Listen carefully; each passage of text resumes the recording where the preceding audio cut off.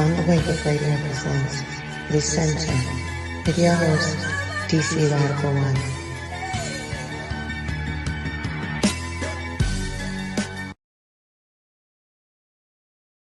Blessings. I'm Russell Lewis. I'm a licensed insurance agent. I'm an independent agent and I represent a plethora of different insurance carriers, and I offer a variety of insurance products and insurance services, including automobile, motorcycle, boat, general contractors insurance, long-term care, life insurance, motorcycle. Are you a landlord, have rental property? I work with Foremost Insurance to offer landlord insurance, renter's insurance through Progressive Insurance, as you see, which is one of many carriers I represent. Do you need to protect your business vehicle or your truck? Do you have a golf cart? I work with Universal Property and Casualty for your homeowners and property insurance, specific specialty. Does someone in your home or business need someone who speaks Spanish in the insurance carrier? I have carriers who do that. I'm also a licensed mortgage loan officer in the state of Maryland. I'm looking to expand to 4 to 5 other states in this coming year. And I offer a book to my potential clients on how to get the best mortgages. And a second book I offer to licensed realtors to help their clients prepare for the mortgage lending process. Do your clients or your clients need an estate planning program? We have an estate planning software program which I market and assist you with. And again, many carriers I work with in 16 states from New York down to Florida, over to Ohio, Michigan, Arkansas, Texas, and Colorado. North Carolina, South Carolina, Maryland, Virginia, Pennsylvania, South Carolina, Alabama, and other states. If you need insurance, give me a call at 443-622-0561. My web address is www.lewisfinancialgroup.net. You can reach me Monday through Friday, 8:30 a.m. until 6 p.m. And I'm also available on Saturdays from 9 a.m. to 4 p.m. I look forward to serving you with all of your insurance needs. Give me a call whenever you're available. Thanks you again. Peace and blessings. Have a great day.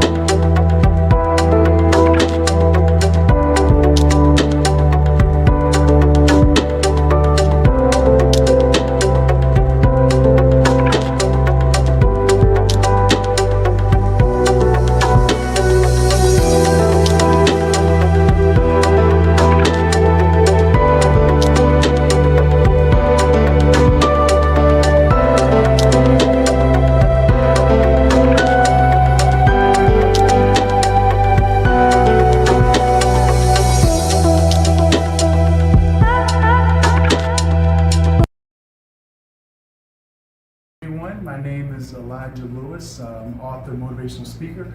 I'm coming to you from the DMV Showcase. Just wanted to take a quick moment to tell you about my book, Your Jewels in Your Journey. This book is all about giving us the tools we need to be our optimal self. What I tell people is that we're all on a journey, and on the journey we learn that life lessons are jewels, but it's also the people that we connect with that inspire us to be better that are jewels. And more importantly, we find out that at the end of the day, you yourself are a jewel. If you don't know who you are, it's hard to know where you're going. But more importantly, it's all about also teaching other people how to do the same once you feel inspired yourself. So if you want to learn more about me and my book, you can go to my website, www.elijahlewis.org. You can check out my book, Book Me for Motivational Speaking. I speak on topics such as freedom from life's addictions, the reality of your vision, and many other things.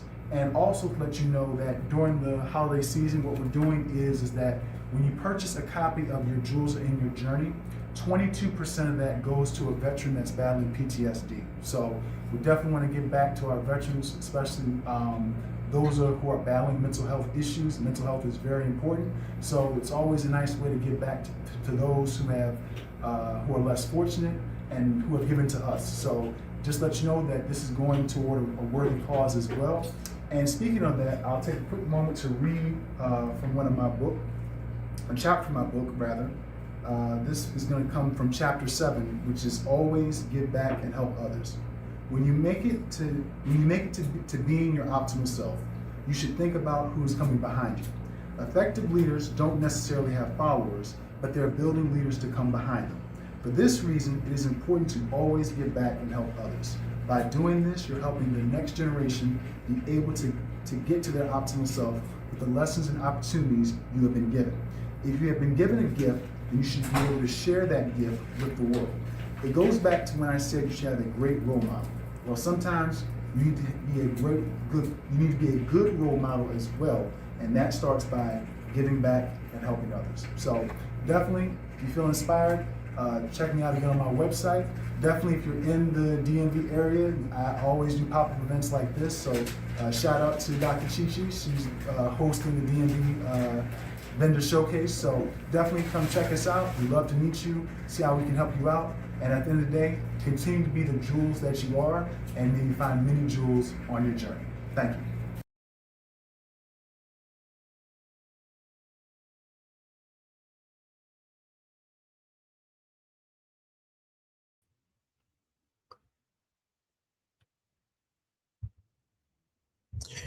Greetings, friends, family, allies, and enemies.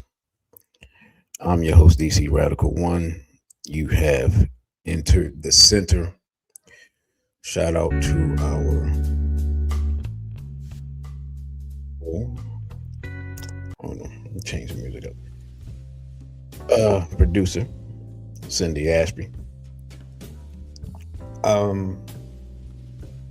Man, today's discussion really, we're going to try to forecast the future and talk about how this war will affect the world the rest of this year and moving forward. Now, I'm going to be honest. I'm sure that some people, maybe even a lot of people, are tired of this subject, but here's the reality of the situation. Just because of the importance of the region of the world and where,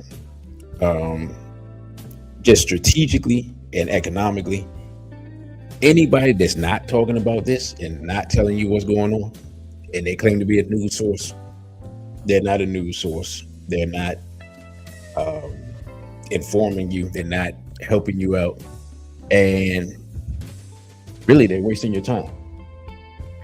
Now, people can say, well, there's other important things going on. This is true. I'm not saying there are not other important things going on, but the reality of the situation is wherever you are on the planet, you're going to be affected by this war. Oh, bombs may not be dropping over your head, or they may be, depending on where you are. But the bombs, the economic bombs that are about to be dropped, are very real. And the potential for bombs to be dropped via false flags initiated by Israel is also very real. So the reality of the situation is this. We've already seen the initial effects with gas prices. Trump has, and I don't know if anybody's been paying attention, but most of his pronouncements that he's made publicly have been timed with the stock market and the oil market. They've been timed with those in mind.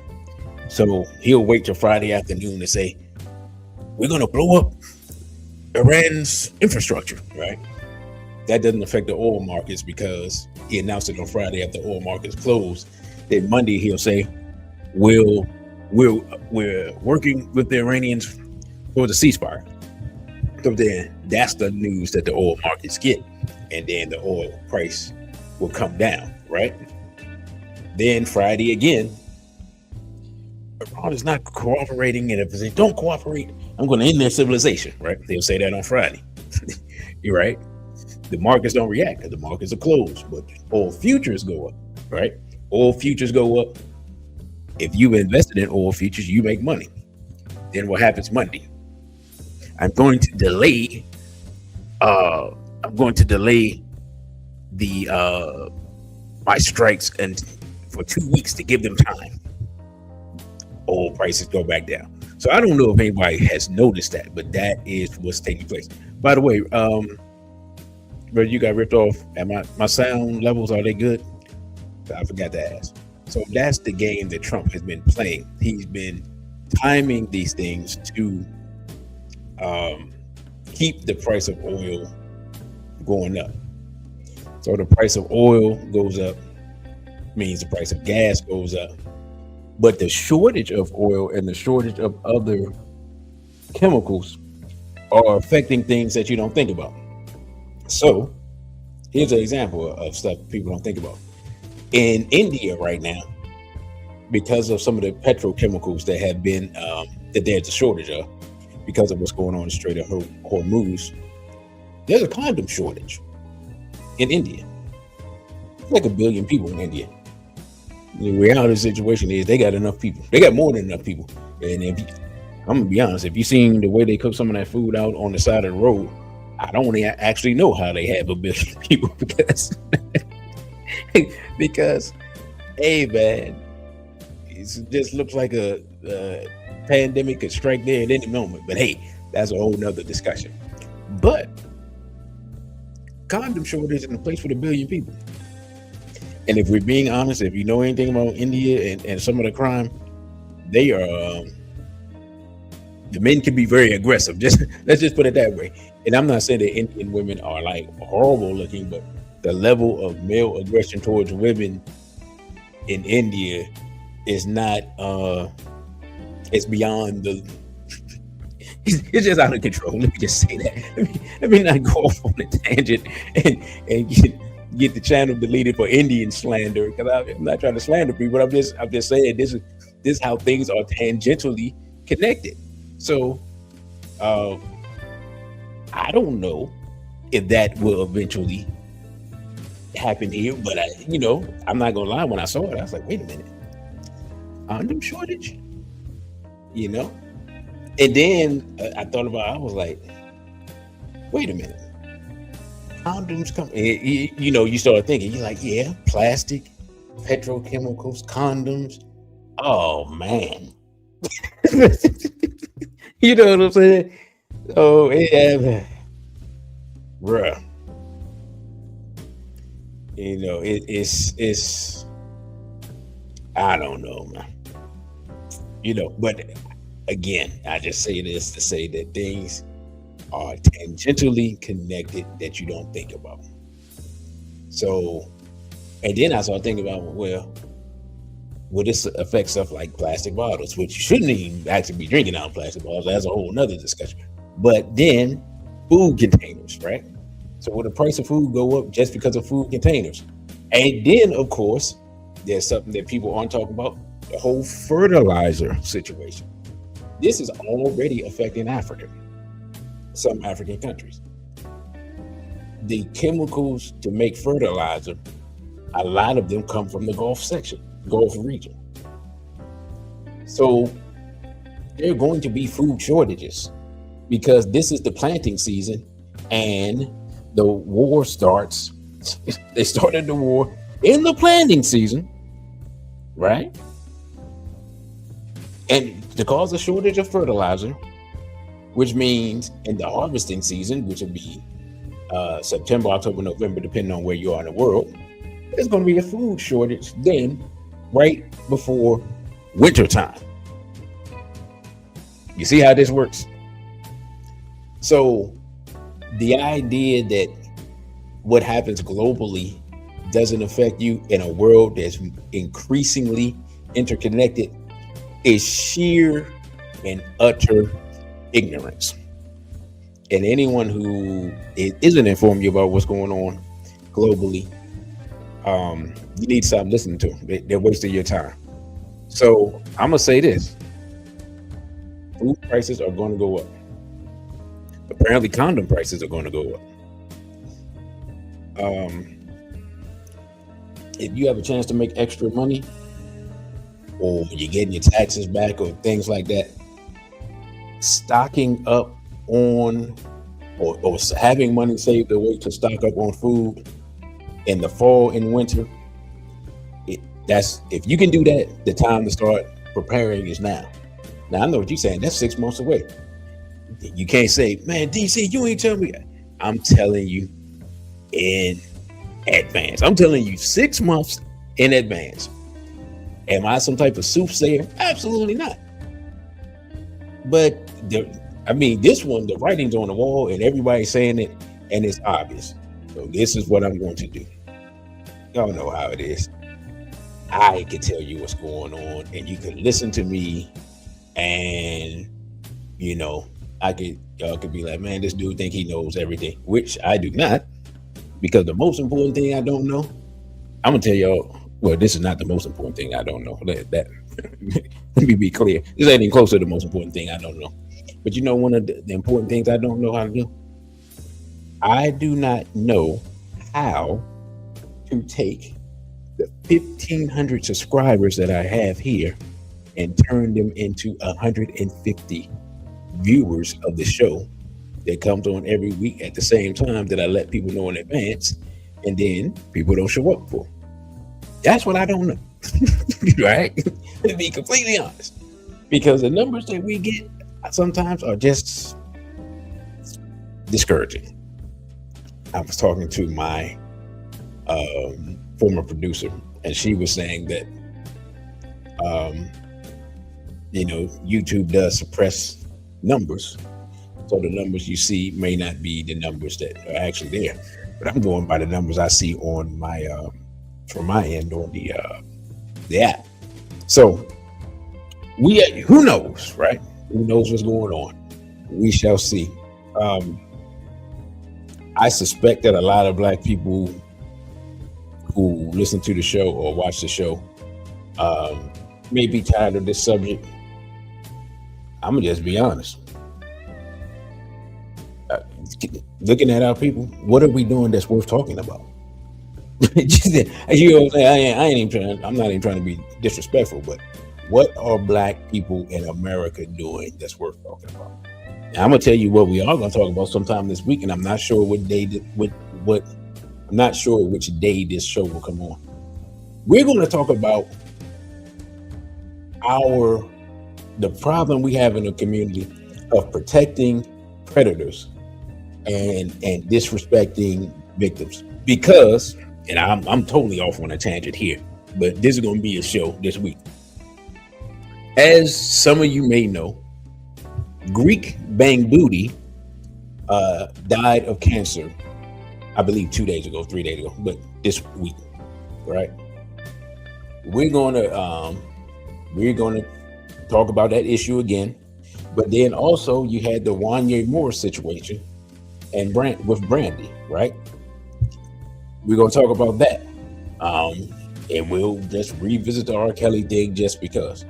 But looking at the comments of what people are saying about not all of these, but these three subjects, because two of them have come up in the news and they kind of lead to the third one. I'm going to just be honest, man. It's embarrassing. Black people defend the most abhorrent, disgusting behavior and make excuses for it. And we don't support any form of righteousness, and any form of good character and good conduct. It's just absolutely unbelievable. And it makes me, I'm not gonna lie, it makes me want to vomit. We have taken on the worst of our enemies just in the last 40, 50 years. And that's the road to extermination. That's it. That's all. I mean, plain and simple. It's the road to extermination. The more you act like your enemy, The more you're other than yourself, the closer you are to being exterminated. Point blank, period, end of discussion. You know what I'm saying? So we're gonna talk about that this week. I don't know the day, but I'll be working on the thumbnail tomorrow, and I'll drop and let y'all know which day of the week. That'll be probably a nighttime. I might even do 2 shows on it. I may do one on during the week, and then another one on the weekend. That's how important that I see the show is. So now, let's get back to the subject at hand. What I want to do, I'm gonna start off with this article here, and then I'm gonna get into the video. So, shout out to brother, you got ripped off. He put some information up. Let me put this up. Let me see. He says that Lebanon produces approximately 15,000 to 25,000 tons of olive oil annually, with roughly 25% classified as extra virgin. And speaking of that, your extra virgin olive oil is going to be priced more because Israel decides they want to just annex South Lebanon, so they're just bombing the heck out of the place and threatening the Christians there, because a lot of people don't know there are a lot of Christians in the quote unquote Holy Land, which would make sense. But the Israelis don't make any delineation between the Christians and the Muslims. They don't like any Arabs and often any other people there who aren't Jewish. But nobody don't talk about that part, right? So, yeah. So, oh, my bad. I forgot this part. And his brother says, and Israel's burning down those trees. So I guess that equates to price increases. It indeed does. And that in itself shows how they're not connected to the land there. I don't have to say that, but when you're connected to the land, and you say, oh, this is our ancestral land, this is our ancestral land. When it's your ancestral land, those are the things that you take care of that are native to your ancestral land. So whenever you see somebody claiming they're part of some land and they're not tending to and catering to that area of the land, it's just a colonizer, baby. Just a colonizer straight up and down. It is what it is, right? So let's get to this article, and then we will move forward from there, right? So it says, this is courtesy of PBS News, says the planting season is now, but war in Iran has sparked a global fertilizer shortage. It says, from Hanoi, Vietnam. It's from AP. It says farmers around the world are feeling the squeeze of the Iran war. Gas prices have shot up and fertilizer supplies are waning due to Tehran's near shutdown of the Strait of Hormuz in retaliation for U.S. and Israeli bombing. Now, here's another aspect of it, and I'm not even sure if they're talking about this or not, but if they do, then we'll just double up on it. Another thing that took place is that what LNG, which is liquid natural gas, which is used to help make the fertilizer, the LNG line that goes between that Qatar and Iran share was bombed by Israel. So they've doubled up on the shortage with their attacks, right? So a lot of people haven't really talked about that aspect of it. So you have the fact that the strait is not totally shut down, but traffic has been slowed to a crawl. And then you have the attack by Israel. Now, it says the fertilizer shortage is putting the livelihood of farmers in developing countries already troubled by rising temperatures and erratic weather systems further at risk, and could lead to people everywhere paying more for food. The poorest farmers in the northern hemisphere rely on fertilizer imports from the Gulf, and the shortage comes just as planting season begins, said Carl Scow, Deputy Executive Director of the World Food Program. In the worst case, this means lower yields, crop failures next season. In the best case, higher input costs will be included in prices next year. Baldev Singh, we just talked about India, a 55-year-old rice farmer in Punjab, India, says smallholders, the bulk of the country's farmers, may not survive if the government cannot subsidize fertilizers, which demands peak for in June. Now, let me stop right here. I'm going to be completely honest. This is sheer conspiracy theory, what I'm about to say. The timing of this war to make things like fertilizer and gas and oil peak, I don't think it's coincidental. We have to remember one thing. It's going to sound like conspiracy theory, but this is just actual fact.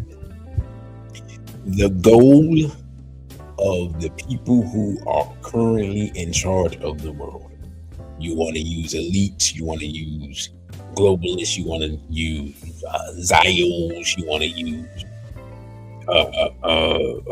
WF, whatever terminology you want to use, right? The goal of those people is to decrease the number of people on the planet, right? Like Bill Gates has said this publicly for years. That's their goal. That's what they want to do. Well, there's a lot of different ways that you can do that. One of them is war, right? So you just kill people directly. One of them is famine. You kill people slowly.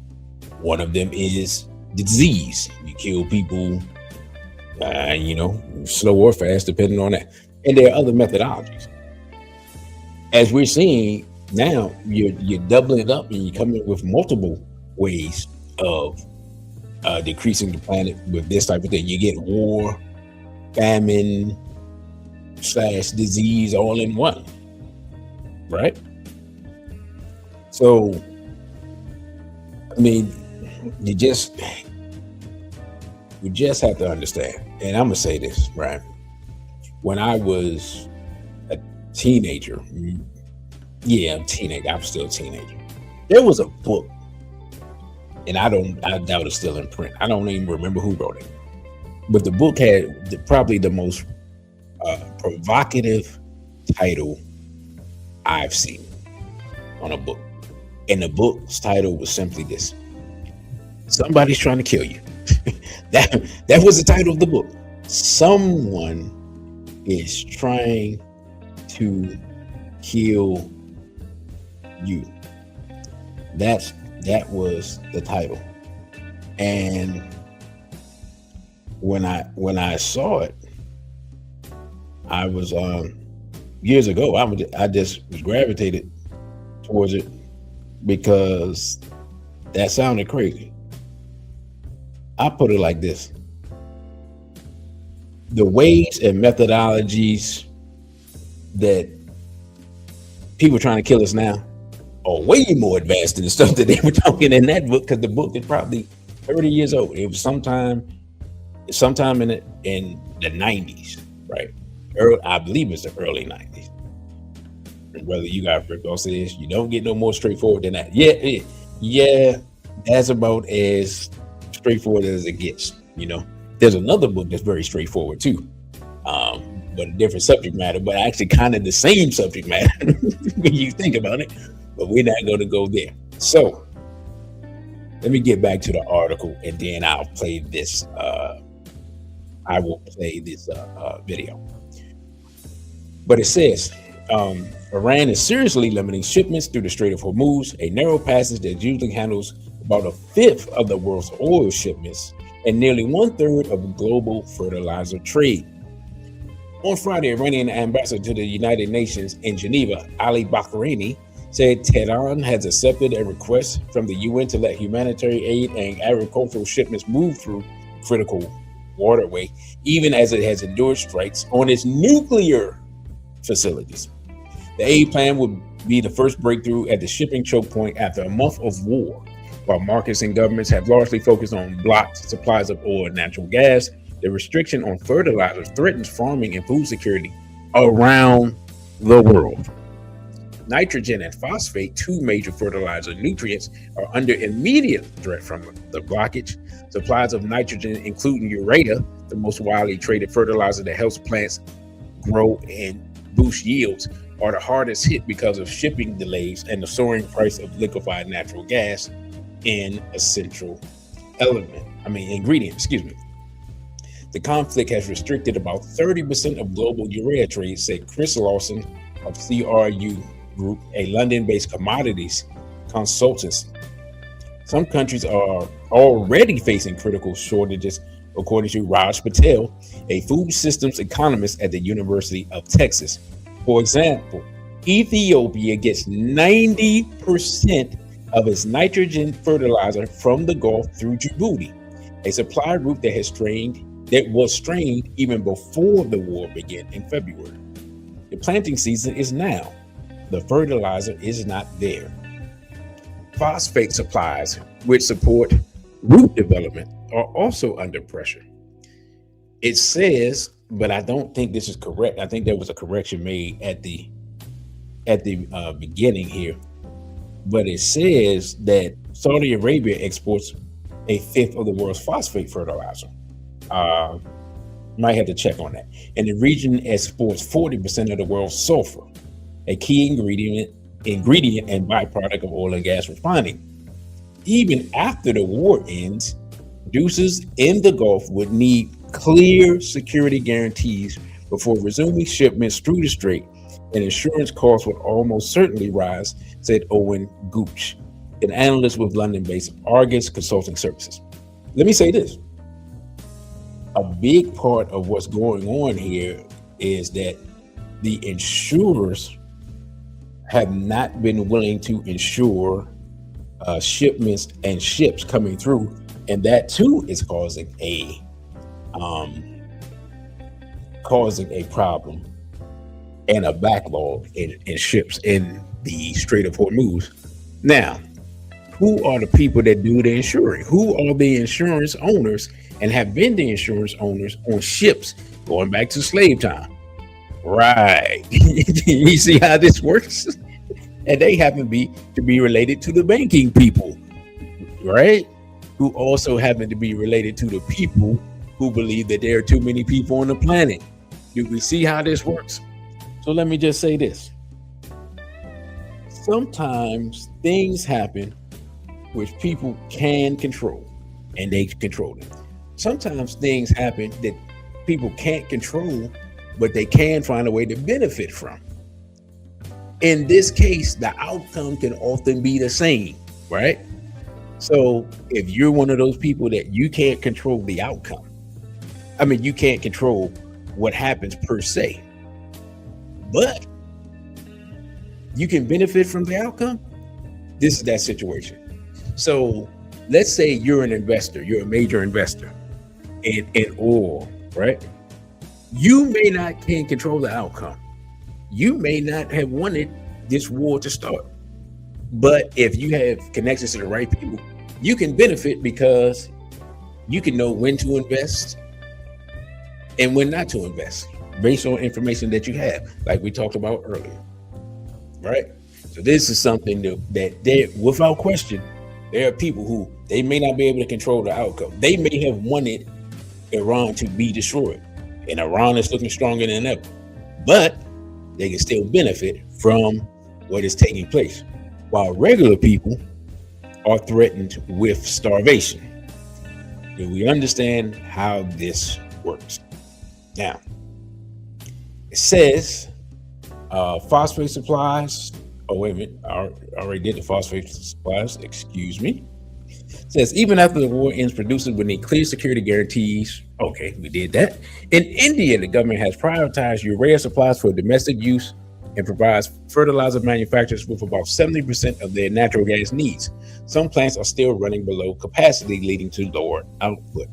The food system is fragile, and it depends on stable fertilizer supply chains to ensure farmers can produce the food the world relies on, says Hannah Opso Ben Amar of Yara International, one of the world's largest fertilizer companies. Now, I'm going to say this. Years ago, when I did my Africa versus everybody, I said that Africa needs to take advantage of the arable land and needs to improve local farming systems so that we're not dependent on outside people. I first did that lecture probably 7 years ago. And here we are now discussing food shortages possible in a place like Ethiopia, which has went through a famine, I guess 30 years ago, 40 years ago. They got the attention of the world at a time when the world was nowhere near as connected. Now, I'm not saying they're facing the same thing, but what I'm saying is you don't want to go back to where you were 30 years ago, because you should be more advanced than you were 30 years ago, right? But it just goes to show, because that's a country that's more advanced and more that is more economically solid than other places in Africa. And if they're facing that problem, then we know that other countries are going to be facing that problem as well. Now, it says fertilizers are generally applied just before or at planting, so crops miss key early growth stages and yields can fall when deliveries are delayed, even if supplies improve later. The impact is already being felt in the United States and Europe, where the main planting season is underway, and it is expected to hit the first planting season in much of Asia in the coming months. Our crops out in the field need nitrogen now, the sooner the better, so they can get off to a good start, helping them establish themselves and build reserves for harvest later this month, said Dirk Peters, an agricultural engineer who runs a farm outside of Berlin. Fertilizer prices are below the peak seen at Russia's invasion of Ukraine, but grain prices were higher then, helping farmers absorb the cost, said Joseph Glauber of the International Food Research Institute. Grain prices are lower now, meaning margins are tighter, and farmers may have to switch to less fertilizer-intensive crops such as soybeans in the U.S. and apply less fertilizer, reducing yields. Lower yields can lead to higher consumer prices. Now, soybeans are not, first of all, there's way too much soybean products in the American diet, and they're wreaking havoc on people's endocrine systems, right? That's a whole nother thing that's taking place in America. That's why we got so many people that's obese and having these weird diseases and stuff like that. Some of that comes from just too much soybeans. Soybeans are not really, they can be used for a lot of things, but they aren't really that healthy. Just being completely honest. And they're more of a staple of the Asian diet, and it's something that benefits them more so than it does the various, what would you call it? The various populations here in America, right? Now, it says developing nations are vulnerable. The disruptions are already being felt across Africa, where many farmers rely on fertilizer imported from the Middle East and Russia. Early heavy rains in East Africa have left farmers with about a week of dry weather to prepare fields and apply fertilizer, says Stephen Muchiri, a Kenyan maize farmer and CEO of the Eastern African Farmers Federation, which represents 25 million smallholders. Fertilizer shortages and price hikes hit farmers hard, forcing them to use less, leading to reduced yields. Even short delays can reduce maize yields by about 4% in the season, Patel said, citing research from Zambia. Governments can intervene by applying subsidies, promoting domestic production, and controlling exports. India already subsidizes fertilizer to ease the financial strain on farmers, but those subsidies have less money for long-term farming investments. It was budgeted at $12.7 billion this year for urea subsidies alone, according to the U.S.-based Institute for Energy, Economics, and Financial Analyses. Efforts to produce domestic urea have increased India's dependence on imported gas, and excessive urea use has harmed local soil, says Purva Jain of IEEFA, who supports the use of organic fertilizers. This reliance on imported fertilizers could protect farmers and consumers from energy price swings and climate shocks, said Oliver Oliveros, executive commander of Agroecology Coalition. This could be a turning point. So let me just say this, and I don't know. And again, I'm sure the size of the farm matters, but I always thought that you could use what's the word I'm looking for? You could use waste from animals as part of your fertilizer for plants. Like now, if I'm wrong, because I'm not a farmer, somebody please tell me. But I know there's people I know that they do gardening and they do composting, and they use the compost to fertilize their plants. Right, and so I thought a similar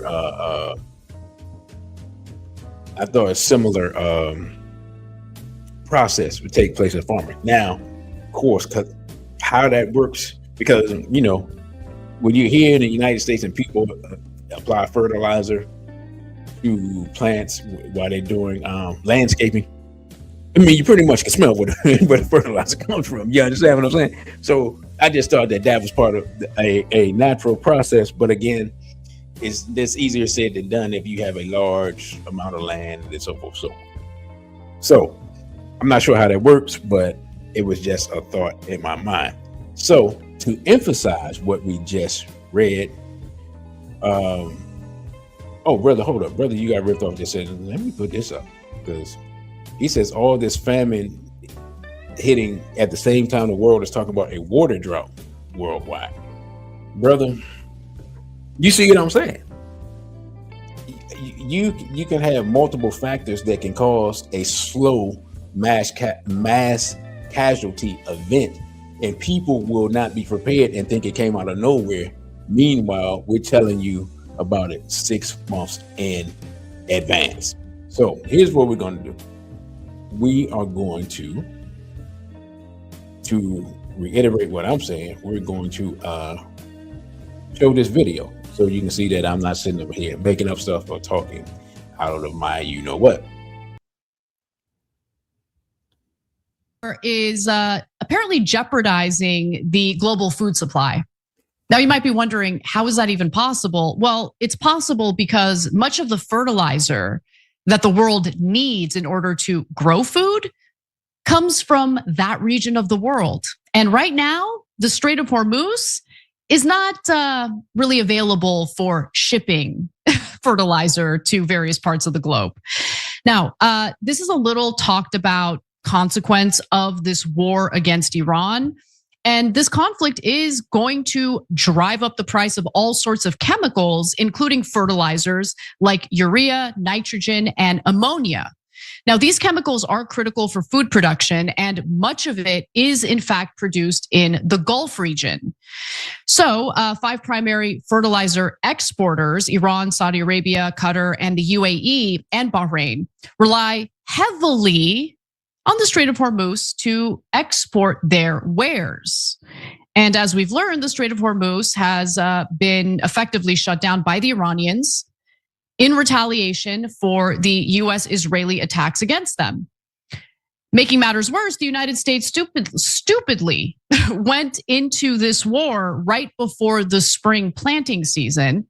So how bad is this? Well, according to the New York Times reporting, and they tend to provide cover for these types of conflicts, but even they had to admit, collectively, these countries supply more than 1/3 of the world's trade in urea, the dominant form of nitrogen fertilizer, as well as nearly 1/4 of another type, ammonia. According to data that was compiled by the International Fertilizer Association, the same 5 countries produce nearly 1/5 of phosphate fertilizers. So one major source of urea, Qatar Energy, halted production this past week when it lost access to natural gas after strikes from Iranian drones and missiles. But look, for the most part, believe it or not, factories are still producing fertilizer.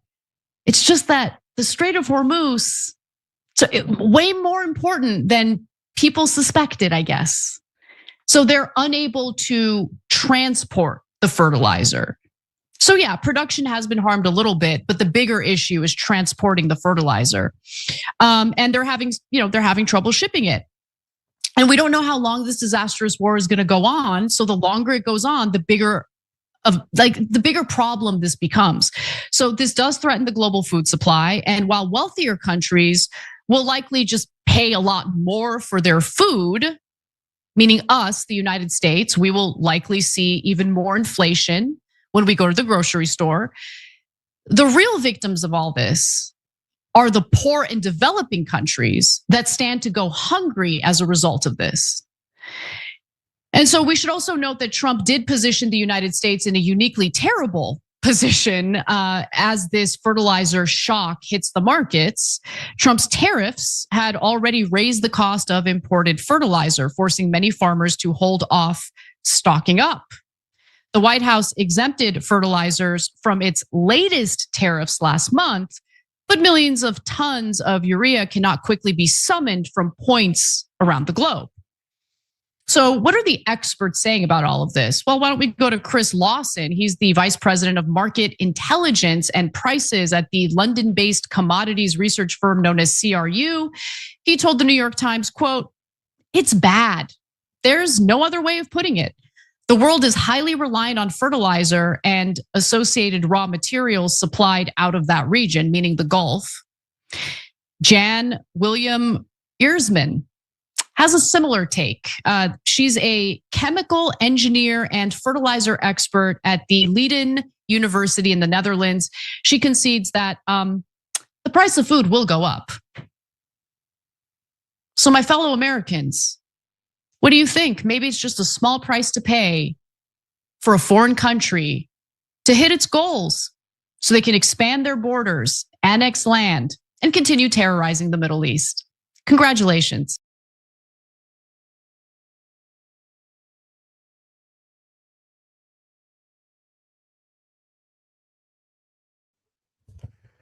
So you got to hear it, as it were, from, well, not the horse's mouth, but you got to hear it from somebody else, you know. And I mean, to be honest, I don't even know what else to say. I just say that now's the time to prepare if you can. You've been warned. You know, that if this is the planting season, which it is, and the harvest season will be in 6 months, that's when we will see the worst of price shocks, food shortages, and things of that manner.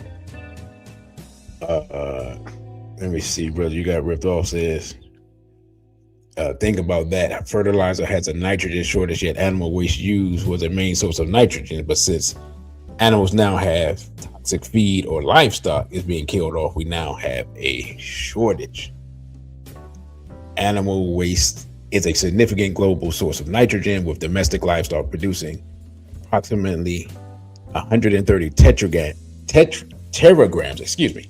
of nitrogen per year globally. Nitrogen varies significantly by animal type and management practice. Livestock contribution of a 1,000-pound cow produces 15 tons of manure annually, containing an equivalent of 213 pounds of nitrogen. Now, here's the interesting thing about that. So, we got another one. It says manure loses approximately 1/3 of its nitrogen value in 3 months and 1/2 in 6 months if exposed to weather, as ammonia gas is released and nitrates leak out. Now, it says also availability for beef manure, only 40% of organic nitrogen is available to plants the first year, with an additional 35% becoming available over the following 3 years. Now, here's the thing, right? They've been saying that there's too much meat eating, and they want to cut back on number of herds of cows, and cows are producing what they call it. But anyway, saying that the cows are producing greenhouse gases, right? And all this stuff. And yet now those same cows, their waste is needed to better the food supply, right? Just think about it. If people just kept doing what they naturally do, what they've been doing for thousands of years, like Black people have been tending herds for thousands of years, probably tens of thousands of years, right?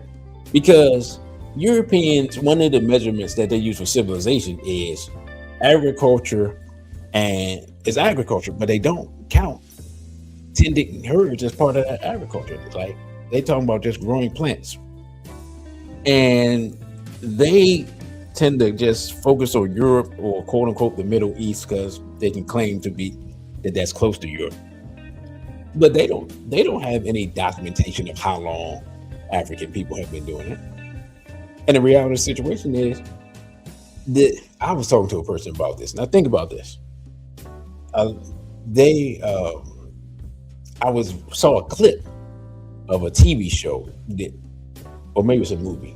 I don't know, but it comes from a book. And so the aliens were talking to humans, and they were like, how long did it take you all to go from agriculture to the atomic age? And they've said like 10,000 years, right? But they were saying that modern humans were around 300,000 years. Now think about this for a moment. Does this make any sense?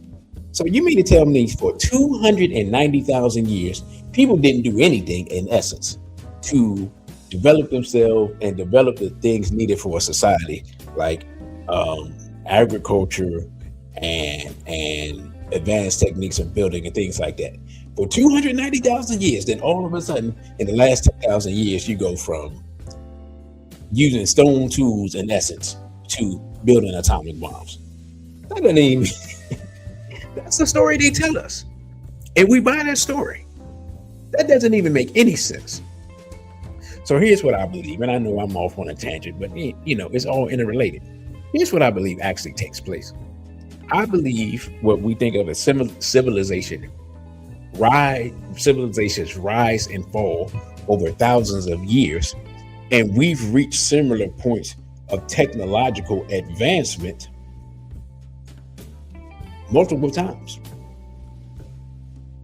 And various things have happened. Sometimes probably self-destructive things have happened.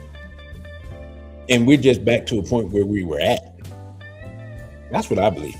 Because you can't convince me that it took people 290,000 years to learn how to build a fire or smelt iron or grow crops or whatever it may be. And then all of a sudden, in the last 10,000 years, all this stuff has magically happened. I don't believe that.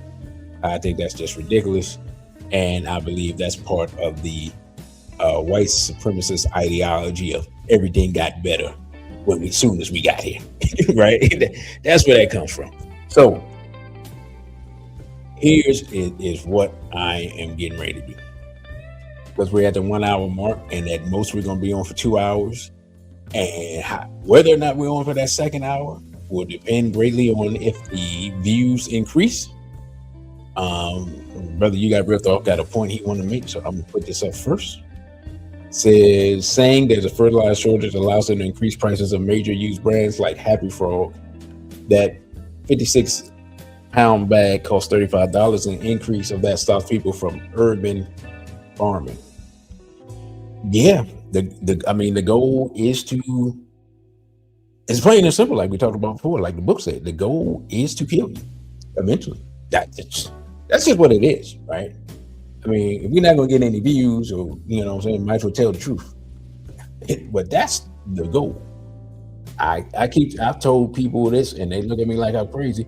They made the announcement that the goal is to decrease the population by 2/3.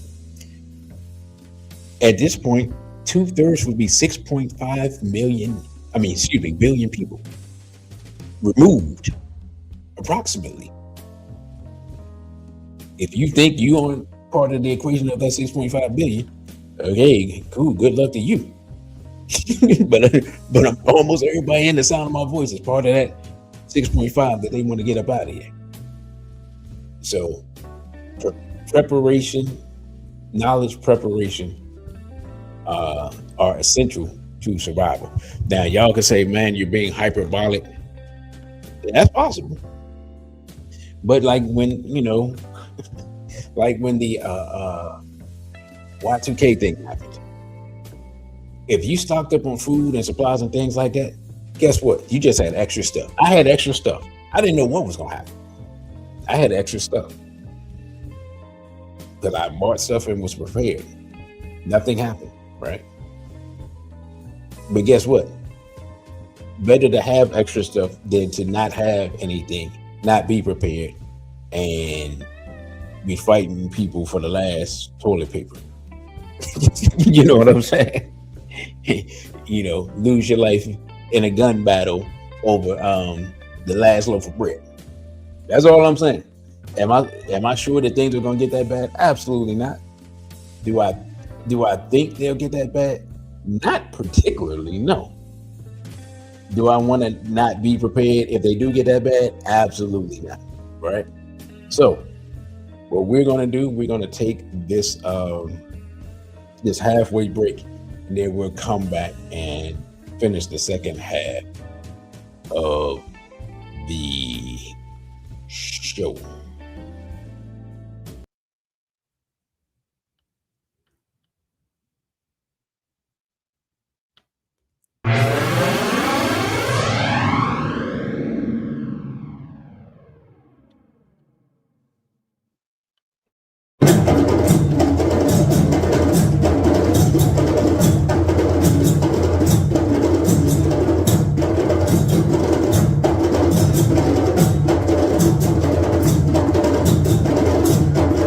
Question is, now, you see, the way you talk are frightening quite a lot of people. Okay. All right, according to what they've been saying and what I know. And I want to know that, are you going to not necessarily be meek and humble and all that, but are you going to just minimize your way of approach? Because not everybody's a revolutionary, or they have not been trained to be that, and the fear is keeping people away from coming together as they should. Now, what can you do about that? There's nothing I can do about that, because it's my firm belief that somebody has to be that. Everybody can't be mealy-mouthed. Everybody can't be compromising.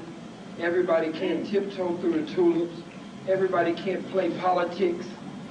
Everybody can't, if I haven't said it, compromise. Somebody has to be strong. I wouldn't have to be as strong as I am if I saw some others being strong like that.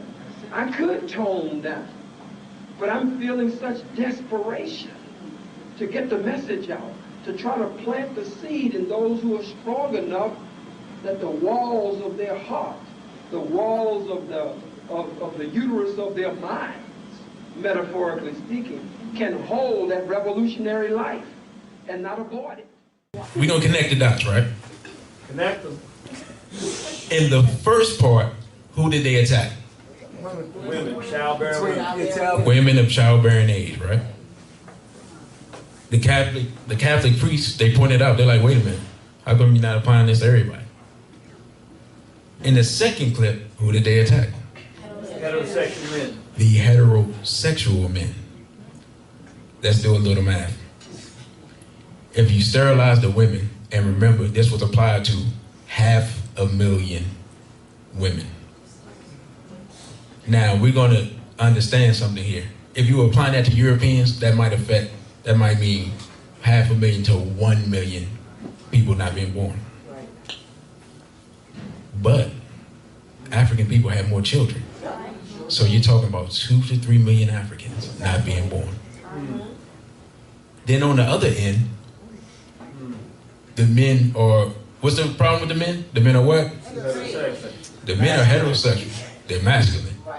They're too manly. that manliness is terroristic. So they're going to study how to stop that.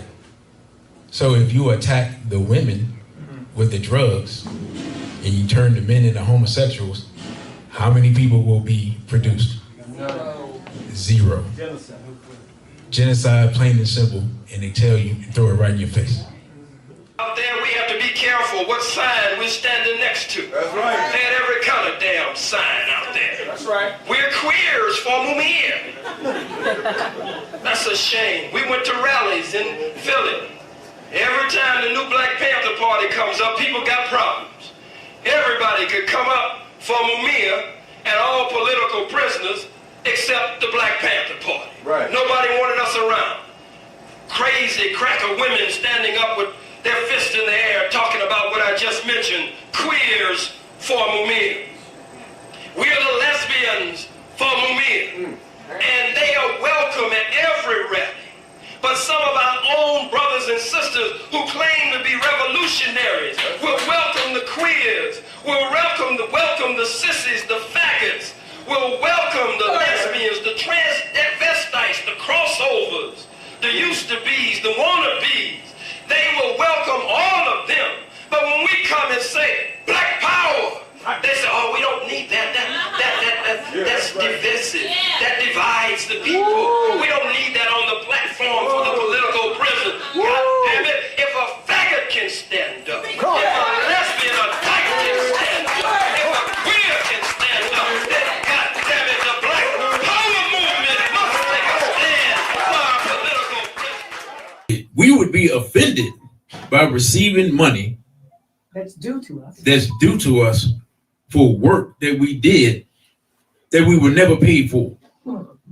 That we would be offended for receiving money for being brutally raped, for being whipped, for being worked from sun up to sundown, for having our name taken from us, our language, our spiritual systems, to be instilled with such self-hatred that Black people are bleaching their skin, to have families ripped apart and have a man to have his wife sold off and sent to another state where he never sees her again, where a woman will have her son or daughter, or maybe son and daughter, taken and shipped off to some other plantation where she never sees them again.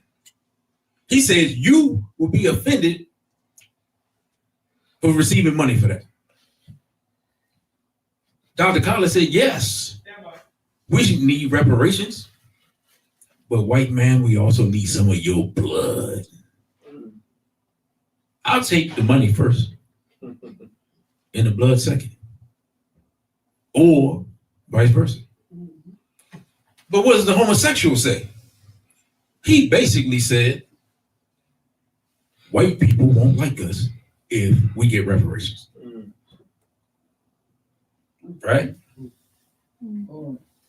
I mean, think about it. He steps up here before Congress and talks to the chairman, who is Mr. Cohen. What type of name is Cohen? Small hat.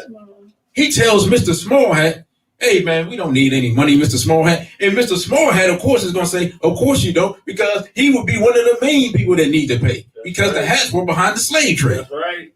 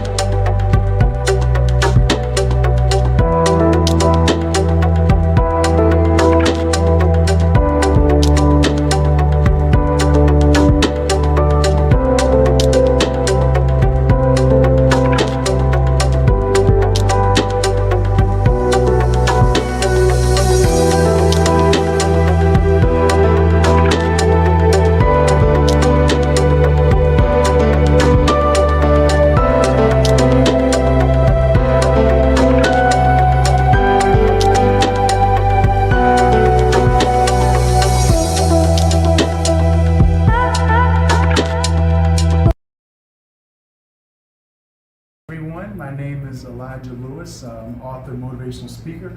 I'm coming to you from the DMV Showcase. Just wanted to take a quick moment to tell you about my book, Your Jewels in Your Journey.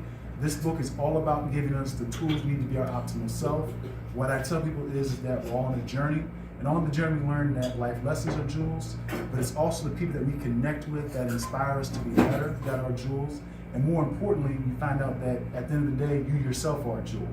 If you don't know who you are, it's hard to know where you're going. But more importantly, it's all about also teaching other people how to do the same once you feel inspired yourself. So if you want to learn more about me and my book, you can go to my website, www.elijahlewis.org. You can check out my book, Book Me for Motivational Speaking. I speak on topics such as freedom from life's addictions, the reality of your vision, and many other things.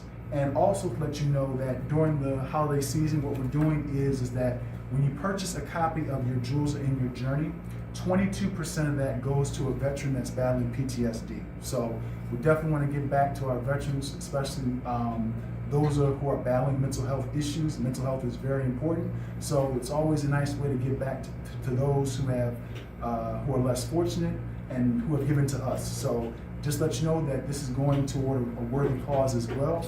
And speaking of that, I'll take a quick moment to read from one of my books. A chapter from my book, rather. This is going to come from chapter 7, which is always give back and help others.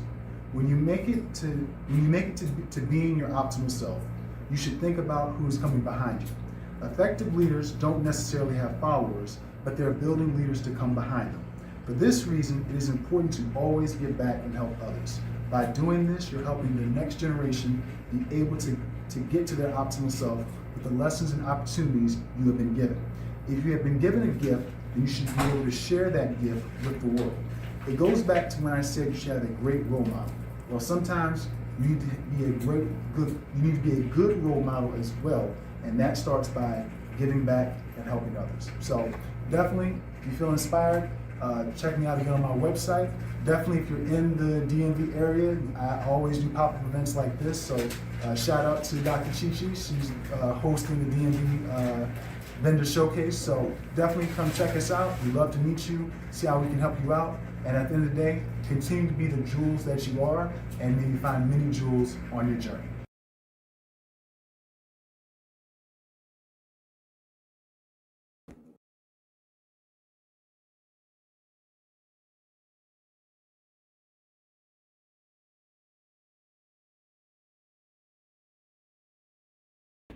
I'm an independent agent and I represent a plethora of different insurance carriers, and I offer a variety of insurance products and insurance services, including automobile, motorcycle, boat, general contractors insurance, long-term care, life insurance, motorcycle. Are you a landlord, have rental property? I work with Foremost Insurance to offer landlord insurance, renter's insurance, through Progressive Insurance, as you see, which is one of many carriers I represent. Do you need to protect your business vehicle or your truck? Do you have a golf cart? I work with Universal Property and Casualty for your homeowners and property insurance, specific specialty. Does someone in your home or business need someone who speaks Spanish in the insurance carrier? I have carriers who do that. I'm also a licensed mortgage loan officer in the state of Maryland. I'm looking to expand to 4 to 5 other states in this coming year. And I offer a book to my potential clients on how to get the best mortgages. And a second book I offer to licensed realtors to help their clients prepare for the mortgage lending process. Do your clients or your clients need an estate planning program? We have an estate planning software program which I market and assist you with. And again, many carriers I work with in 16 states from New York down to Florida, over to Ohio, Michigan, Arkansas, Texas, and Colorado. North Carolina, South Carolina, Maryland, Virginia, Pennsylvania, South Carolina, Alabama, and other states. If you need insurance, give me a call at 443-622-0561. My web address is www.lewisfinancialgroup.net. You can reach me Monday through Friday, 8:30 a.m.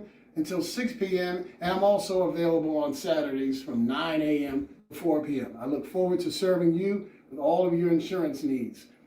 Give me a call whenever you're available. Thank you again. Peace and blessings. Have a great day.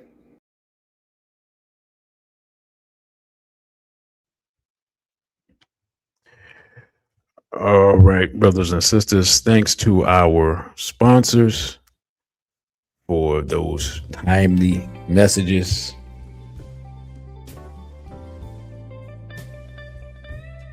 And quickly, shout out to Brother Vincent Ali, who is going to purchase or has purchased the Dr. Khalid Muhammad series. Black Power to you, brother. I will get that out to you tomorrow. So I'll look for that tomorrow afternoon. I'll get that out to you. Thank you for that, brother. You're helping. You're definitely helping in the fundraiser that I haven't even mentioned yet, but I'll mention it right now. So, y'all have heard me talk about Baba Zulu, Dr. El Sensakulu Zulu. His annual fundraiser / dinner / celebration, anniversary celebration for Ujima Shule. This is the oldest African-centered school in the country, started in 1968. That dinner is coming up this Friday. And so I was going to raise funds for that, for a ticket so that I could attend. So Brother Vincent he's contributed to that without knowing it. So that money, any money that's raised this week, as far as Cashapp donations or purchases of lectures, videos, will go to that. That's what it'll go to. So it'll go to me buying the ticket. I believe the tickets are $75. Maybe $85. I actually not sure, and I'll try to get I've got to get the flyer and put it up. But I'll get the flyer and put it up if anybody's in the DMV area and they want to attend. But Baba Zulu, actually, I'm working on getting an interview with Baba Zulu as well. Baba Zulu is a living history book, and the work that he's done for our children in this area has been outstanding. I've seen some of the young people grow, like literally. I've been supporting them so long. I've seen people go from elementary school to adults. I've seen young people graduate and go to universities and graduate high school 2 years in advance, graduate from universities in 3 years. Like that's how advanced his teaching is, right?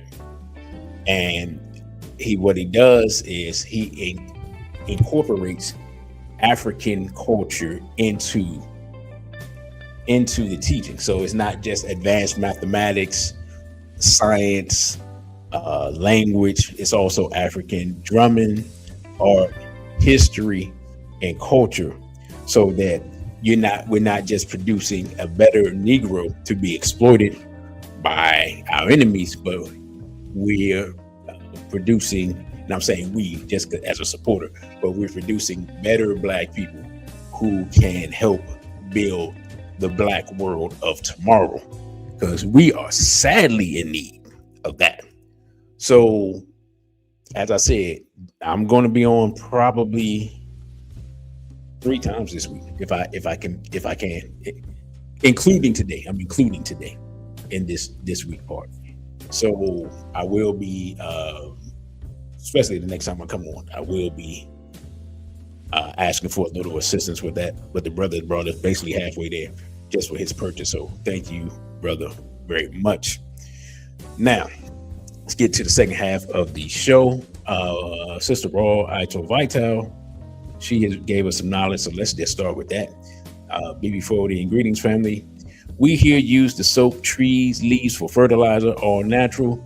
We make a liquid soap and spray lightly over the foods. Your growing bugs don't like soap at all. See,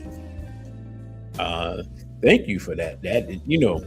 And that's what I was wondering. What are the natural ways? And sister saying we also use wood ashes sprinkled over the food you're growing. So she has given us some great knowledge and information, because I was wondering, I'm like, what are the organic and natural ways?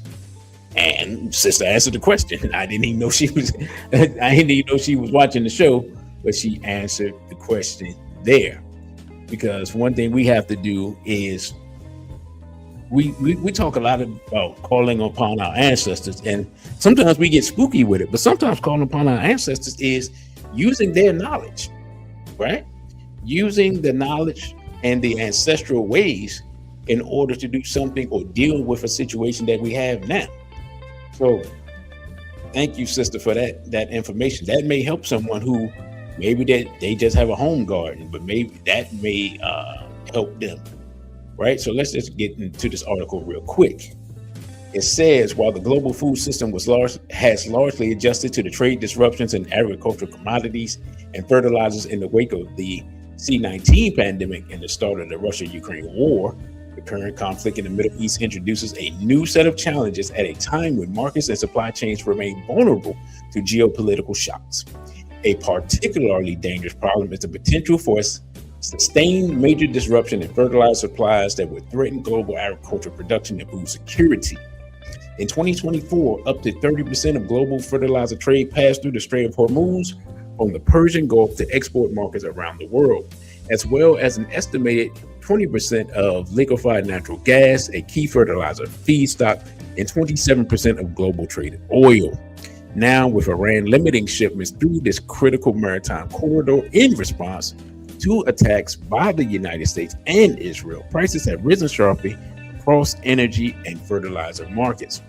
Meanwhile, attacks by both sides in the conflict have damaged production sites and export hubs, including Ras Laffan Industrial City in Qatar, which is liquid natural gas, and Iran's Karg Island, which is oil. Additional attacks would further reduce supplies. What are the likely impacts of Iran war on global fertilizer production and trade, given the central role of these inputs in agricultural productivity and food security? We focus here on three primary fertilizer nutrients: nitrogen and phosphate, and potash is the third. Since the Persian Gulf region is a big production hub for both, we concentrate on exports from Gulf countries, but note that fertilizer is also produced in other Middle East countries potentially at risk in the conflict. We also assess potential impacts of agricultural production and food prices, outlining options for mitigating this shock to the fertilizer value chain. It says over the past 3 years, from 2023 to 2025, the Gulf countries were the single biggest regional exporter of urea and ammonia, both nitrogen-based, and the second largest regional exporter of the ammonium phosphate and monoammonium phosphate, DAP and MAP respectively, fertilizers. LNG exports from the Gulf are vital to fertilizer production in other countries with limited domestic supplies of natural gas, including India, Pakistan, Bangladesh, and Turkey. Now, this says nitrogenous fertilizer exports from the Persian Gulf, and it's showing the places with the most import, the highest import. Weirdly enough, the United States, Brazil are very deep into purple, which represents basically half a million. I guess this would be metric tons. Yes, 500,000 metric tons for the United States and Brazil. About 100,000 for Mexico, and Australia another 500,000, and India over 1 million. So they're really dependent upon that. So it's kind of weird that the United States is that dependent, considering we're the ones doing the attacking.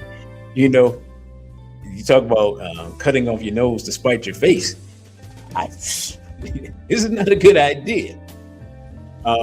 Quickly, let's get to the ammonia part. It says the Gulf region also converts a substantial share of its natural gas into ammonia for export which, like natural gas, is transported by its liquefied anhydrous ammonia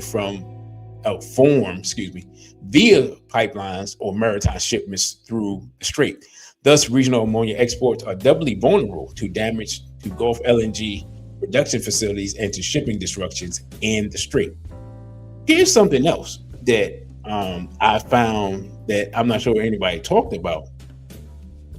There was a railway line that was supposed to go from Iran to China, and Israel attacked that as well.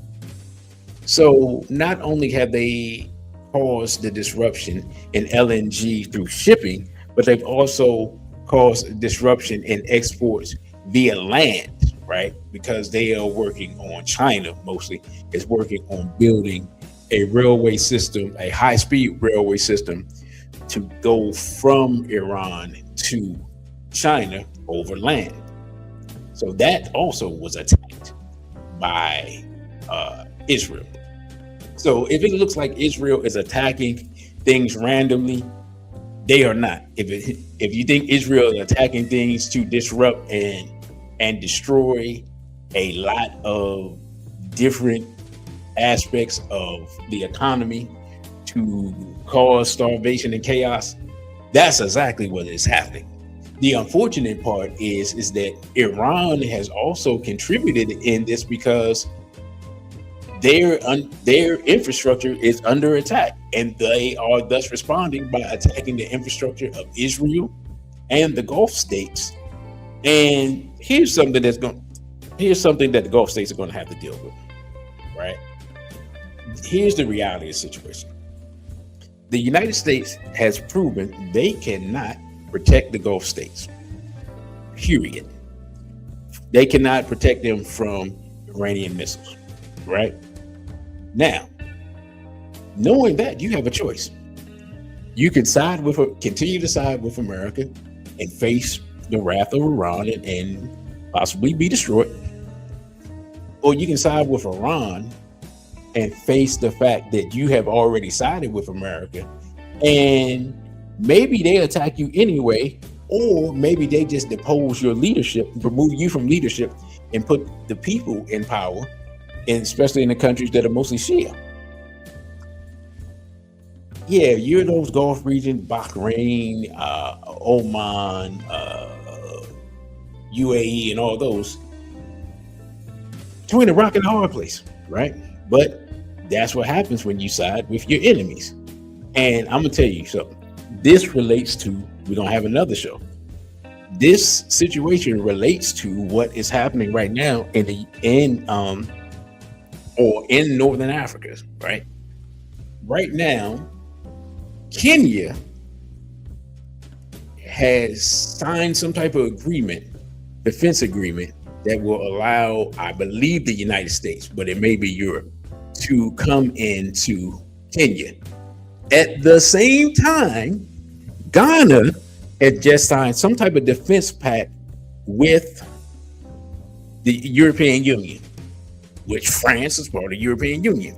This means that these AES, the Sahel regions, are now have traders on both sides.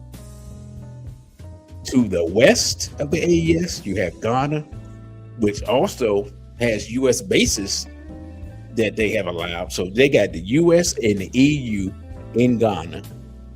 And then to the east in Kenya, you probably got the U.S. and the EU, but I'll look further into it before I do that show, hopefully this week. So the only way, I hate to say this, but there's a reality situation. The only way that the Sahel, the AES, can secure themselves and guarantee themselves is to punish the traitors, which is the Kenyan government, because the Kenyan people aren't actually with what the government is doing. And I'm not sure what the Ghanaian people are doing. They seem to be relatively laid back, and I don't know what will take to wake them up. But you're going to have to punish those governments the same way Iran has punished their traitors, right? Regardless of denomination, if you will. The UAE, Bahrain, Saudi Arabia, all these countries are supposed to be Muslim. Iran is Muslim. Now, are they different culturally? Yeah. You have Persians and Arabs. But you have Muslims siding with what they call Yahudi, right? Or, quote unquote, Israelis / Jews, whatever, over their Muslim brothers. These same countries refuse to help Sunni Muslims in Palestine, but are standing against their Muslim brothers in Iran. And Iran has punished them. And Iran has pretty much let them know, oh, we can punish you even worse than that. We can shut you down. We can shut down your exports. We can shut down your infrastructure. We can shut down your water. We can shut you completely down if we want to carry it that way. And there's nothing anybody can do about it. That's the type of power you have to wield in the 21st century in order to survive. You have to be able to punish the traitors in your region. And so the AES is facing that type of threat from people who should be allies, but who are allied with enemies, thus making them enemies. But that's something we'll talk about later in the show. Brother, you got ripped off says that, well, not later in the show, but in another show, says the U.S. is a top global producer of nitrogen fertilizer with an estimated 12 to 13 million metric tons produced annually as of 2026. So where's the shortage in the U.S., yet we're already seeing price increases? Well, brother, I'm gonna tell you what it probably is. People have probably taken, the companies have probably taken the opportunity to ship to other places, and that is probably what is causing the price increases here, right? And White House says that with them French Caucasoids, and has let them troops, and most of them be black, and don't know it because they have been totally assimilated, and it was a surprise for the citizens who didn't know what's going on. We definitely have an identity crisis, and that is causing mass confusion, not just on the continent, but here in the hills of North America. Let me say this real quick. I was thinking about and we don't have enough people for a poll, but I was thinking about doing a show probably once a month, basically about atrocities that have happened to black people in modern times. So maybe like the 20th century forward, or maybe like post-slavery forward, right? And I was thinking about doing it around the world. So just one show for one set of atrocities that have happened to black people. What do y'all think about that type of show? Because, there's a lot of discussion about reparations, and, one of the things that's always said is, oh, that was a long time ago, or black people contributed to XYZ, ABC, yada, yada, yada. But I just thought about that this morning, well, actually last night.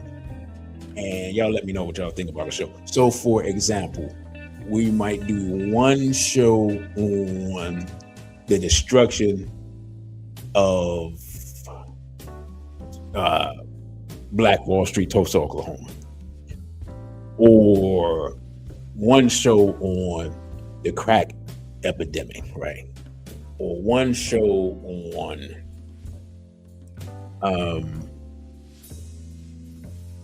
the assassination of African leaders during colonialism, or something to that effect. Like, these are things to me that are just basic facts of history that I've known the greater part of my life, but it seems like A lot of times when people talk about these things and people are shocked and amazed and never heard of and didn't know. And what I realize is that I'm just getting older and that these things happen further in the past. And that's why people don't know, because they happen before people were alive. So that's what made me think about it, right? Now, let me try to get back to this article. I know I'm kind of strayed away from the original point, but it is what it is. So as we talked about, the war ending would definitely help, but it wouldn't stop, what we're talking about as far as the food shortages and things like that. But here's the thing. What if the war isn't ending? Because even though there's a ceasefire, and let's read this. It says Israel and a ceasefire. We see Mr. Trump, Mr. Netanyahu here. But let's look at this article real quick. It says President Trump's hapless. Hold up, I wasn't expecting that. My bad. I didn't mean to laugh, but it caught me off guard. Even though I read this article, but I don't know. It's still funny.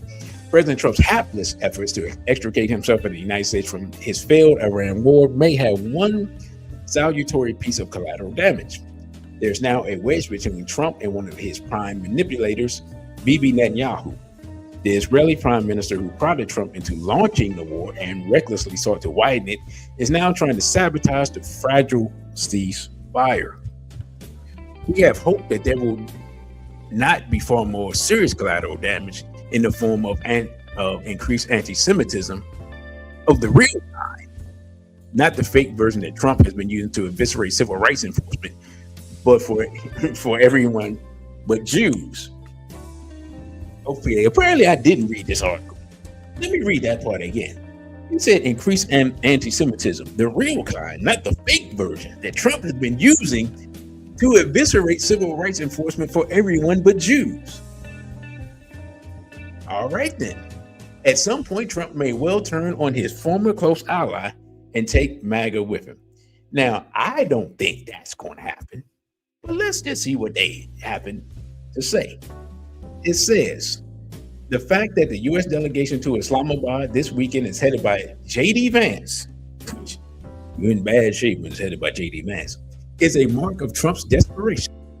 Vance was one of the few senior people in the administration and the only one whom Trump can't fire to express skepticism about the war. Here's what's wild. I heard that one of the other people was Marco Rubio. Now, first of all, I thought Marco Rubio was 100% pro-Israel.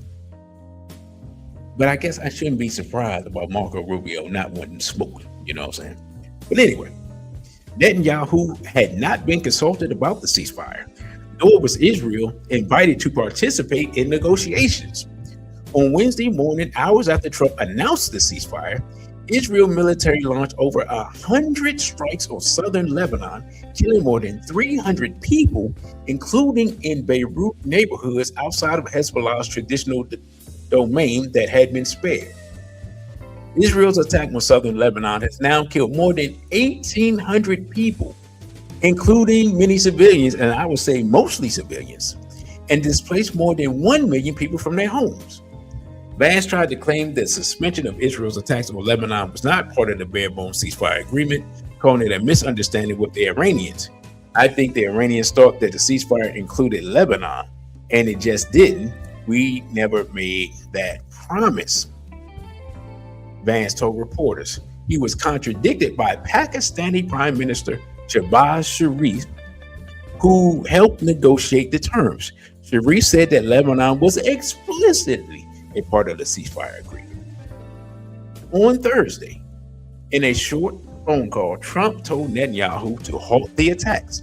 Netanyahu has complied thus far. I'm not sure about that part, maybe at the time of this writing, and said he would begin direct talks with the Lebanese government. Let's stop right here. The Lebanese government is weak and feckless. Point blank, period. Right? That's all to it. The people who they are fighting, well, first of all, they're not fighting against Hezbollah. When they were fighting against Hezbollah, Hezbollah was kicking them in their rear, blowing up tanks and what they call the Merkaba Massacre 2 And that the Merkaba is the type of tanks that Iran uses, and they were blowing them up. And I had video, but I didn't load it up because I ain't, because they're showing people getting blown up. So I ain't know how YouTube is gonna play with that. But yeah. So they've been taking it on the chin when they tried to physically go into southern Lebanon, right? So they just started doing aerial bombing, which, because Hezbollah is not the Lebanese army, they don't have that type of sophistication to be able to defend against a lot of aerial attacks. Now, if you're like me, you either didn't know or forgot that, oh yeah, Lebanon has a whole actual different government and different military, but they don't really defend the country especially from Israel. Hezbollah defends the country from Israel because Israel keeps trying to annex southern Lebanon, and Hezbollah says, annex these RPGs. You know what I'm saying? Annex these AK-47s, annex these IEDs. And once they start doing that, then Israel basically ends up backing up back to where they belong. That's generally how this has worked. But if not for Hezbollah, half of Lebanon would be northern Israel by this point, right? Now, says all of this is part of the, oh, my bad. Netanyahu has complied for now and said he would begin direct talks with the Lebanese government. This seems another feint since the Lebanese government does not control Hezbollah, and it's not clear what will be negotiated. And just hours later, Netanyahu declared there's no ceasefire in Lebanon. All of this is part of a pattern. Israel acts often more aggressively than Trump wants, and not always on Trump's timetable. This helps push the U.S. into acting. When Israel helped by U.S. intelligence information, launched an attack February 28th that assassinated much of Iran's leadership, Washington was not informed in advance. Trump later expressed frustration that there was nobody to negotiate with. On April 6th, Israel attacked Iran's South Pars gas field, the site of Iran's largest petrochemical complex, for the second time in 3 weeks. After the first Israeli attack on March 18th, which Trump had not approved, was followed by Iranians' retaliation against other Gulf states, Trump requested Netanyahu to stop targeting South Pars. Instead, Bibi waited a little while and did it again. This week, the New York Times published a detailed investigative piece on the key meeting on February 11th in the White House Situation Room, where Netanyahu, joined by Mossad Director David Barnier, speaking on the screen, made the case for war, supposedly based on deep Mossad intelligence, which means Mossad propaganda. According to the Times, Netanyahu claimed 4 benefits. Iran's ballistic missile program could be destroyed in a few weeks, which it was I know that's a lie, or I knew that was a lie before he said it. The regime would be so weakened that it could not choke off the Strait of Hormuz. We see that also is a lie. The risk that Iran could harm U.S. interests in neighboring Gulf states was assessed as minimal. That's a lie. And street protests will resume and create conditions for regime change.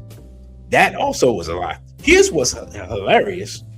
The street protests that have resumed have been street protests in support of the Iranian government by the Iranian people.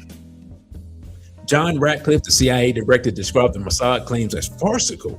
According to the Times, Trump then asked General Dan Kane, chairman of the Joint Chiefs, for his view.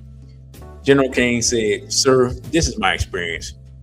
This is, in my experience, standard operating procedure for the Israelis. They oversell and their plans are not always well developed. They know they need us, and that's why they're hard selling." Despite these warnings, which proved prescient, Trump was all in. One can only imagine the buyer's remorse that Trump feels now. Let's just stop right here for a second. At some point, the way to win is to not be stupid. Hey, man, at some point, that's the way to win. And The not being stupid part of the equation is something that Trump struggles with mightily. Now, we believe, because we don't know for sure, that Mr. Trump is being blackmailed, and other people who know more than me about the matter believe Trump is being blackmailed. I'm going to say what is not popular to say and probably get the show demonetized. The actual solution for Mr. Trump is something that he will not do, and that is to neutralize the military of Israel. That's a solution. That's a solution for everybody involved. But of course, they have the Samson option, and so he won't do that. And thus, the war will not end on America's terms, probably not necessarily on Iran's terms, but the war will end on Israel's terms. But here's the thing. Israel is largely out of missile interceptors. But guess what? Iran is not out of missiles. So Iran can hit Israel whenever time they want and destroy whatever they want based on what is, what is left over. So if Mr. Trump decides that he wants this ceasefire to be turned into a permanent cessation of the war, or at least a withdrawal by the United States, what will Israel do? That's the intelligent question. It just so happens that I have a possible answer to what they will do, right? So here is your possible, and I'm not saying this is guaranteed, but I'm saying this will be par for the course for Israel. So y'all check this out, and then y'all tell me what you think. Files hacked directly from Mossad headquarters reveal Israel's plan for a wave of devastating false flag attacks on the United States, designed to shatter the American public into a state of total psychological disintegration. Their goal is ice cold and ruthless: mass death, chaos, and the elimination of the president they now see as a traitor for daring to seek peace with Iran. Cyber attacks prepared for years will cripple critical infrastructure.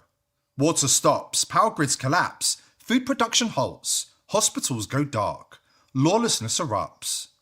Looting, panic, and total breakdown follow. This isn't speculation.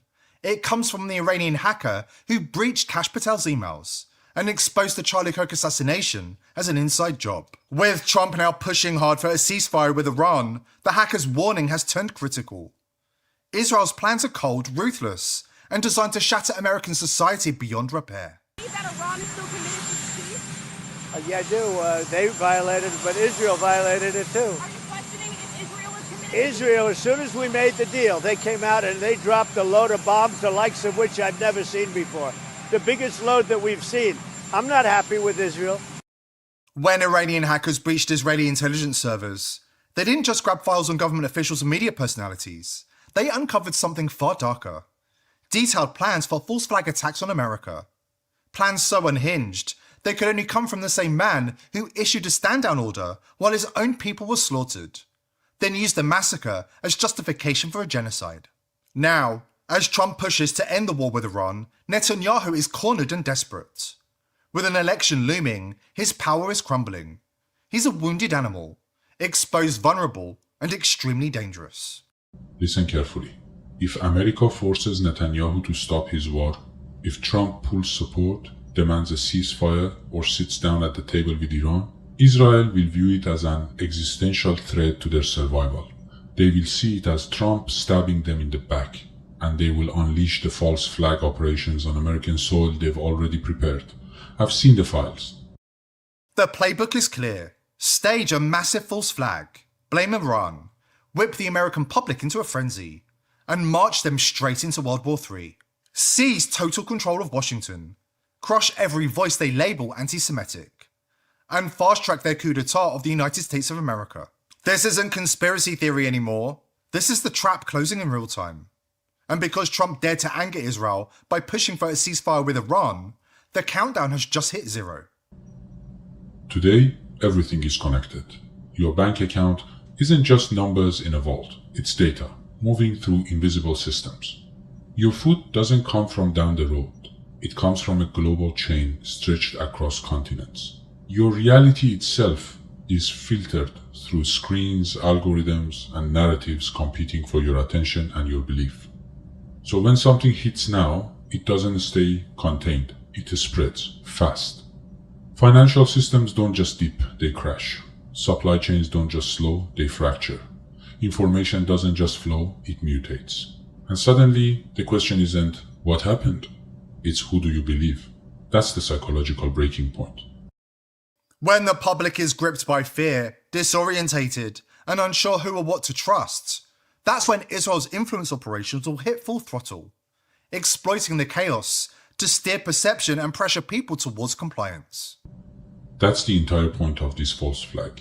Not just an attack, but total engineered chaos. Power grids fail, cities go black, water and sanitation systems shut down. Hospitals lose power, leaving patients to die in the dark. Food supplies grind to a halt. Within days, supermarkets are emptied by desperate crowds. Then the real horror begins. Lawlessness takes over. Looting explodes across every major city. Gangs rule the streets. Fires rage out of control. People are shot over a loaf of bread. Families huddle in fear behind locked doors while society unravels in real time. No lights, no phones, no help coming.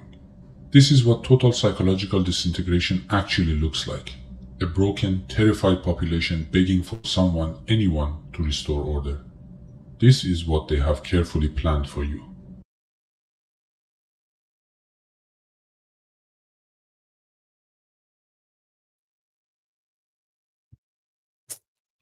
Now, let's just be honest.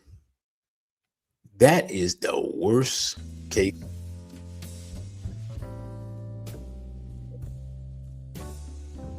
We believe that what was described is an impossibility.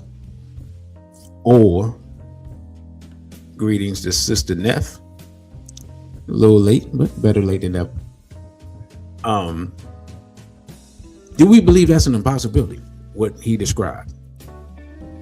Do we believe that it's impossible that Israel would do a false flag operation in the United States? Do we believe it's impossible that Israel would attack the United States? Well, we know for a fact that the USS Liberty was attacked by Israel back in, I believe, the 60s or maybe the 70s. I can't remember. We know that happened. We know the American government covered it up back then, right? It is now suspected that Israel had a hand in the assassination of U.S. President John Fitzgerald Kennedy. Many people believe that. The documents which point to Israel have been redacted by United States intelligence agencies, right? There are many people who believe that the 9/11 attacks were actually engineered by Mossad. No real investigation into that possibility has taken place. So with all that being said, the idea of false flag attacks on America shouldn't be far-fetched. And in fact, Israel has a history of false flag attacks. I did a show on it maybe last year where you got ripped off. If you remember, how long ago was that? Right? We talked about the Levant affair, right? And that's just one of them. There's several known Israeli false flag attacks that they have done. And to this day, if you watch headlines, there are so-called anti-Semitic attacks that occur in America and in Europe. And when they investigate it, it's really just Jewish people lying, you know what I'm saying? False flagging. That's on a small scale. But the point being is that this is standard operating procedure for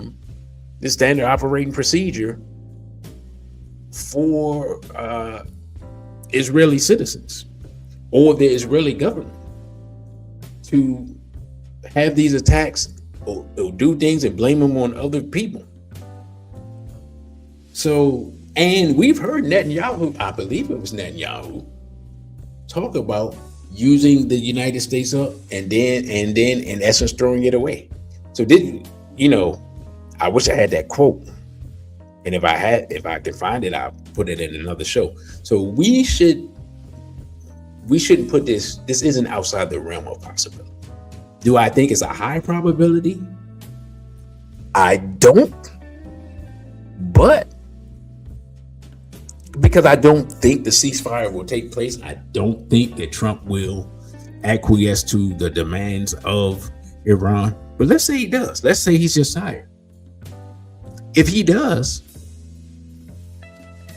then the chances of all these things that the gentleman described in that video go up substantially.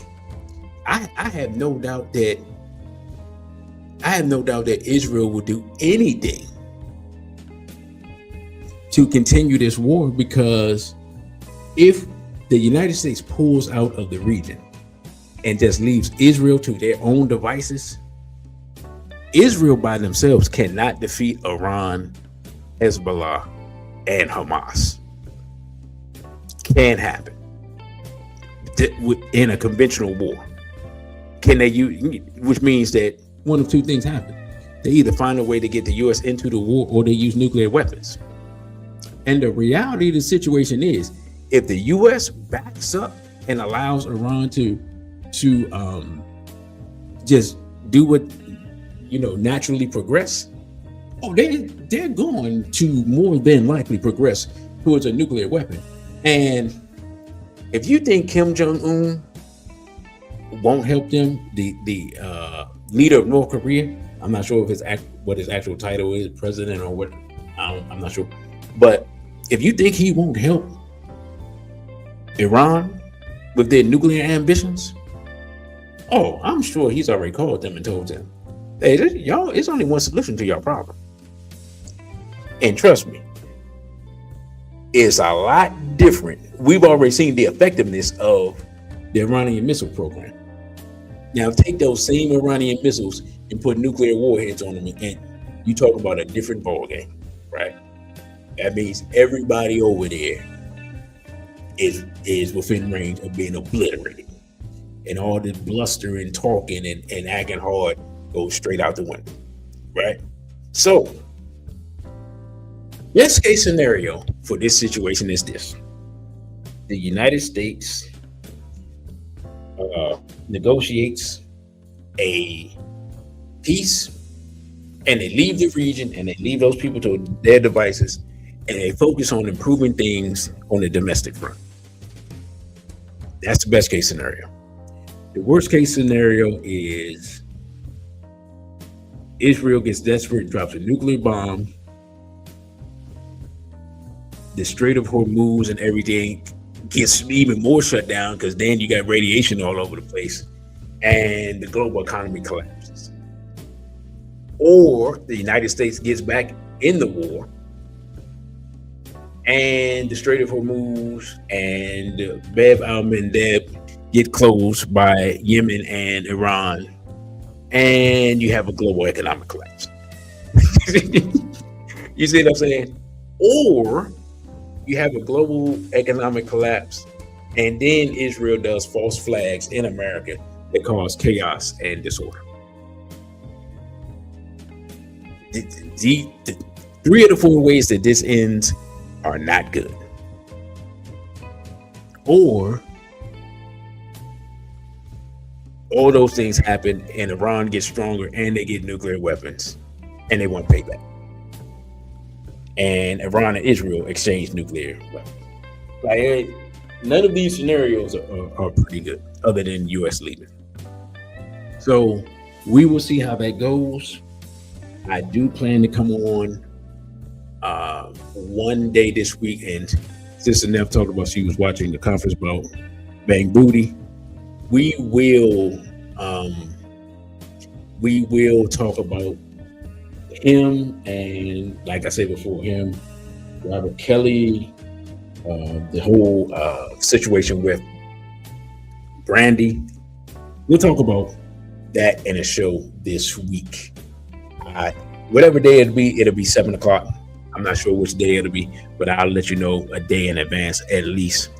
And then it's another show I wanted to do, but I can't even recall what that is. Also, for the members, I'm working on an exclusive video that will be sent to y'all via email. So if you're a member of the channel, I think it's about half a dozen of y'all. Just make sure I have your emails. So I will send that by email, because I don't even want to put it up on the channel in the members only section, because the subject matter is not appropriate for YouTube. At least according to YouTube. So, brothers and sisters, this is where we are with this war and the possible outcomes. And I'm gonna just say this: if you're on the planet and you eat food, this war is going to affect you one way or the other. So, unless you live somewhere where you got tropical fruits just growing straight out the ground, you might be all right, but then again, you might have to fight off other people because you live somewhere where tropical fruits grow straight out of the ground. I'm just going to say it like this. 2026 is going to be eventful, and I don't think in a good way. American leadership is compromised by their greatest ally, which is really their worst enemy. And things look really rocky. And let me say this. I hope I'm wrong about how bad things look. Y'all know me. I don't mind being wrong, because a lot of times the stuff I see is just bad, right? So hopefully I'm wrong. Hopefully things work out, and there's prosperity in the future for Black people in America and Black people around the world. But I feel like in order to get that prosperity, in order to get to that light at the end of the tunnel, we're going to have to go through the darkness, including the dark winter that Captain Traore has talked about. And yeah, that's what I'm talking about. I'm doing one. That's what it is. Sometime this week, probably Tuesday and Thursday, we're going to do one show on what's going on with the AES and how they've been surrounded by enemies, and one show on Black people's support for predators. That is what we're going to do. So we're going to do 2 of those as part of our fundraising effort for Ujamaa Shule. So thank you to Brother Vincent Ali for purchasing the Dr. Khalid Muhammad series. I will get that out to you tomorrow. If I do not have that out to you by tomorrow, please shoot me an email and be like, hey, brother, what's up? What's up with my Dr. Khalid? You know what I'm saying? Just do that as a reminder if I don't shoot that out to you by 7 o'clock tomorrow. So with that, brothers and sisters, I thank you all for watching. Don't forget to like, share, and subscribe. If you came in on the second half of the show, do me a favor and go back and rewatch this. This information was very important, and I'm gonna just say this. I've said this before. The time for us to come together with like-minded people for our survival is right now. Like yesterday. Like it's almost too late. And I'm not trying to scare people or anything like that, but it's better to be prepared and not need the stuff than to be unprepared and find yourself at a point where your survival, the chances of your survival decrease. I'm just making just plain and simple. And even though the things that I'm seeing, I think we have a 3 to 6 month window, you never know, right? Because we're dealing with a lot of the people in leadership of the world are unhinged. I'm just plain and simple. Specifically from an African-centered psychological point of view, the people who are in charge of the world at this time are completely unhinged and are willing to do anything to destroy the vast majority of the population. It is what it is. That's the reality that we have to deal with. and we have to move accordingly. So with that, brothers and sisters, thank you all for listening, watching, liking, sharing, sharing and subscribing. Again, I'm your host, DC Radical 1. You can follow me on Instagram at dc.radical1, on Twitter at dc_radical_ONE, on OTWTube when it comes back up at DC Radical 1. Also, if you'd like to support via Cashapp, our fundraiser, that's $DC Radical 1, or Zelle at straightblackpride_DC at protonmail.com. This and the email also straightblackpride_DC at protonmail.com. We're trying for $100 this week. Your $100 will go to support Ujima Shule, the oldest African-centered school in America and possibly the world. I have to check into that. So that's where your money is going this time around. Appreciate you all for your support. With that, I say, we before the and straight black pride.